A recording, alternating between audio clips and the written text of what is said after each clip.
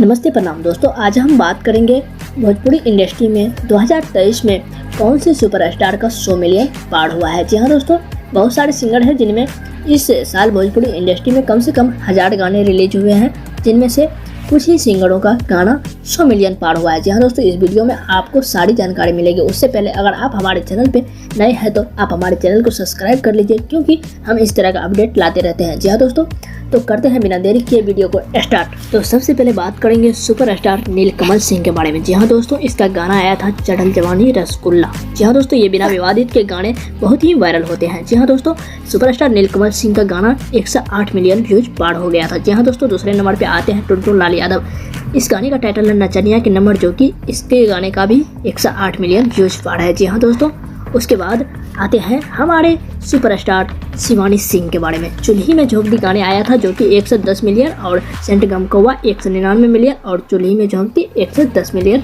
पार हो गया था। जी हाँ दोस्तों, ये बहुत ही गर्व की बात है, जो कि अपने दम पे शिवानी सिंह ने गाने को वायरल किया है। उसके बाद आते हैं हमारे पावर स्टार पवन सिंह, सबके चहेते सबके हित के गाने गाने वाले पावर स्टार पवन सिंह, जो कि ऑल टाइम बजते हैं। इसका गाना था राजा जी। जी हाँ दोस्तों, बहुत ही शानदार गाना था और बहुत ही वायरल किया, 100 मिलियन पार। जी हाँ दोस्तों, 139 मिलियन राजा जी के दिलवा टूट जाए ये गाने पे गया था, और पियर फराक वाली 177 मिलियन इस पे व्यूज गया था। जी हाँ दोस्तों, उसके बाद होते हैं धानी हो सावधान तोड़े न बाटे 238 मिलियन गया। तो दोस्तों, अब बारी आती है खेसारी लाल यादव की। जी हाँ दोस्तों, एक भी गाना 100 मिलियन पार नहीं हुआ है।